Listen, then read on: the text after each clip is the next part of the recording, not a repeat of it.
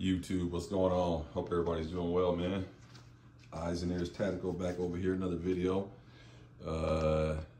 Yeah, man, you saw the thumbnail. Man, this one, I don't know, man. Before I start, I just want to say YouTube in a safe control environment. All these weapons are clear, safety checked, everything's good. Another disclaimer, anybody watching this video, anything you see or I suggest or say or whatever it may be, don't take it for worth anything. Whatever you do, you pick up from this video, that's whatever you do on your own time, that's on you. I'm not suggesting you to do anything. But anyway, yeah, you saw the thumbnail, man. So, man, dude, that's crazy. You know, you got guys that work, that, you know, holding grudges against you and stuff like that. So anyway, let me show you the video first. You saw the thumbnail, but let me show you the video. This is kind of disturbing. I'll be right back.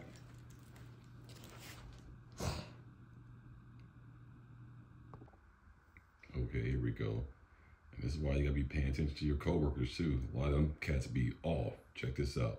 You see, a man murdered his coworker because he became obsessed with her and focused on how many breaks she was taking at work. 51-year-old Travis Merrill is charged with murder. Court documents reveal that after his coworker complained about him obsessing over her, he created a detailed plan to kill her in front of their coworkers because she, quote, caused him pain, and he wanted her to feel it too. Foxworth David Centenary spoke with the suspect's neighbors. David. Well, neighbors of the suspected killer say he was a bit off, but they had no idea he was charged with murder until we told them today. I see him all the time. Darcy White says he never had a good no, Darcy. His Louisville neighbor. You look off though, homie. Look off. I'm sorry. I kind of felt something strange about him. White says on Sunday, a relative of Merrill's was moving and giving away belongings from Merrill's apartment. He gave me these shirts.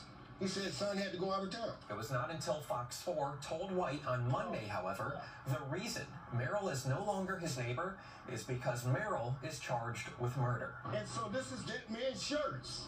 I have a killer's shirts. According to an arrest warrant, Merrill walked into Allegiance Trucking in Louisville on October 17th, where he worked, and shot and killed Tamara Colazzo, a female coworker. The affidavit says Merrill admitted to police he was obsessed with Colazzo and began getting ever increasingly angry by her taking what he considered to be unauthorized long breaks during work hours, as well as not paying any attention to him. The woman reported his behavior to administration. Merrill had to speak with a counselor until he was approved to come back to work. He told police that once he returned, everyone must think he's a psychopath, and that Colazzo was intentionally avoiding him. Police say that fueled his anger and led to him buying guns and making a detailed plan to kill Colazzo. Police say he brought 2 revolvers and shot Colazzo 5 times while she was at her cubicle. 24 co-workers witnessed the shooting. Merrill gave himself up once police arrived. It's pretty sad. Adriana Solis and her 13-year-old son lived next door to Merrill. Solis says he would ask her personal questions, leading her to be cautious of him. I was thinking maybe that guy had some problem mentally. We never know what is inside of each house. Nope, we never know. Crazy, man. Merrill is in Denton County Jail. Bond That's set absolutely at $10 crazy. million. Steve, how Man, rest on. All right, this is David Centenary. All right, be right back. David, thank you. Okay, I'm back. Man, you see that? I mean, dude look off to me, first of all. I mean, let's just call it what it is. What do they say? Call a spade or whatever. Dude look off to me, completely off the rockers. You know what I'm saying? You saw the old brother saying like, yeah, man, I seen him the other day and all this kind of stuff. You know, he looked nuts. That's now, without stereotyping or saying, because there's probably somebody look just like him that's a nice person. But man, he looked off. And then you heard the lady say, you know, he asked her some personal questions and things of that nature. So we got to pay attention, man, to when people are actually showing you that they nuts, showing that they're time bomb ticking. He already got reprimanded at the job before, so there's a red flag right there. Why are you still working here? And so that company might have to be held a little bit more accountable, because, you know, he was kind of off and following this chick and harassing her and all that kind of stuff. Yeah, man, that's not a good one right there, which leads me to the question is, should we be armed at work? I mean, especially people who work in cubicles and office settings, you know what I'm saying? You're kind of pinned in, you know, so to speak. You know, if someone come right around the corner, boom, boom, boom, they want to do bad things. It's really easy versus people who have private offices and, you know, you got to be buzzed in and all that kind of stuff like that. Everybody don't work like that. Some people work right next to their coworkers. So it makes you wonder, man, should you have the right to be armed at work? Now, would have known that person was going to, you know, I'm sure she already knew that he was going to do something to her because she was trying to avoid him and stay out of his path and all that kind of stuff. So it's pretty messed up, man. But this happens before. I mean, I'm OG. I'm 56 back in the day. Anybody old school, tap in. We used to call it going postal, because it was at a period in that, I think it was maybe like late 80s, early 90s. There was quite a period right there where literally, now if anybody's a postal worker, man, no offense against you, man. If you just drop the mail, do your job, and you're a good law-abiding citizen, and you just, hey, nothing against you. But there was a period when cats used to go postal, and that was a term for calling, like, snapping, losing it, unaliving people at the job. It was called going postal. So I think right now, ever before, we might have to pay attention to that. Now we got a lot of foreign nationalists working for these tech companies and whatnot. It's my light. I disconnect my light a lot of times because I be pressing it. I noticed my last video I was hitting it. You know, that's the old light, so it's the quick, you know, you can quick detach. So I just take it off. Oh, you gotta put it back on, turn it off. So I just take it off just so I don't be hitting it. But yeah, man, now that way I store it too that way, so I don't have to drain my battery. But man, that's something that we might take a look at, because you got a lot of foreign nationalists, people working for companies, and, you know, we already saw 9/11. Those cats was at aviation school, learning how to fly a plane. So I'm just trying to think of scenarios of how people working inside of your office place or your coworkers may not be having their best intentions. Now, this sounds like this is straight up just anger, rage, and jealousy or whatever. Just couldn't deal with it and took this lady out, man. You know, rest in peace to her. But should we be able to be armed at work? I mean, because we already know the school teachers, I believe they should be able to be, there should be armed security at these schools and stuff. So all these workplaces, man, should your gun rights be able to cross over into your workplace? Now, I'm sure the quick answer is no. And I'm pretty sure one of the biggest reasons why no is the liability. You know, if you start saying every employee can carry guns to work, and then all of a sudden a little dispute or a fight break out, and then bang, bang, now you got shootouts in the break room. You know what I'm saying? So, I mean, it's the quick and easy is like, no. But unfortunately, we might have to look into it a little deeper. Now, I'm pretty sure, I'm not going to say anything, but I'm pretty sure there's a lot of people who work in office settings that carry a gun. Because, you know, I work for Apple, and our buildings, there's no metal detectors, there's nothing like that, so you can just do what you want. I'm quite sure there's some people that work in these tech companies and other corporate or other office settings and stuff like that carry guns and nobody even know. Even probably some of the janitorial people probably got guns and stuff. You never know. I'm just saying, it's not far-fetched to believe that a person in an office setting carries a gun for protection, because they're probably carrying for protection, period. And then they probably just keep it on them when they're at work.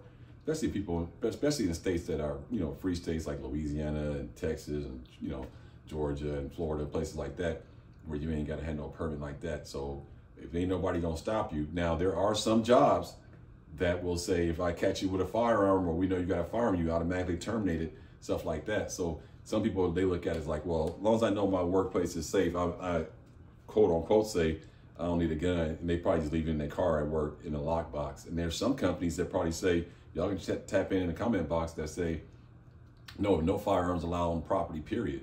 Which means that your car, you can't even have a firearm in there. Who's gonna know? I don't know, but these are rules that people follow. So it's a really tough situation. This one sounds more like I would classify this one more like a domestic violence case, kind of like, even though they weren't together, but you know, the mere fact that they worked close together and he was following her and you know, all over her about her breaks and all this kind of stuff. This is more like a pit of jealousy, rage, you know, psychopath, like stalker type dude situation. This is not, quote unquote, a coworker in an office setting just blasting his coworker for whatever reason it may be. So I don't know, man, pretty tough. But what do you guys think about, like, should we be able to carry guns at work? You know what I'm saying? Because I promise you, if that was a, like, you know, and that sounded like that was kind of like a logistics company where they did trucking or shipping or something like that. I don't know what kind of company it was, but in a lot of job settings, people, they do carry guns. Like, there's like truck drivers and a whole bunch of people carry guns. Shit. Nowadays, if I was a Lyft driver, I would have a fucking gun. I mean, so conceivably, there's a lot of people probably y'all can tap in. Y'all can carry a gun to work. Some of y'all get paid to carry a gun. So I don't know, but I do know one thing. Had that person sitting in that cubicle had one of these on them, they might still be alive today. And that's why even at work, you still want to have something on you, if you can, to protect yourself. So if somebody comes around the corner acting a fool, you know, trying to take your life, and you at work trying to pay bills, you can just go ahead and get that fool right up out of your face. Boom, man, put your hands up, man, get out, get out, get out. So it's just something to think about, man. Should you be armed at work? I mean, damn, we at a point now where we got to carry guns at work. This is getting out of control. How y'all like the vest set up, man? So I got that all set up. All mags all loaded up. Got the pistol mags. Yeah, it's pretty cool little vest. Now I can get these plates and I'll be set. But, man, what do you guys think, though, man? Should you be armed at work? I mean, that's a big, big thing, man, because you got to figure, if you carrying a pistol at work and, you know, you hear something down the hallway, like, hey, there's a guy, what's his name? He snapped, he's losing it. He's down there shooting people in the break room. And if you had this on you, at the very least, you can protect yourself. First of all, you can protect yourself, and who's ever around you, you can probably lay down a defensive mechanism to help some people around you. And then third of all, it can help you get out of the building. You may not be able to, it may not be in your best interest to go try to stalk the person down and take them out, but you could definitely use this to defend yourself, to back yourself out of the building and have people behind you moving out, getting them out of the room. And if if that little psychopath presents themselves, you go ahead and take care of business. So there should be an opportunity for people to still protect themselves even in the workforce.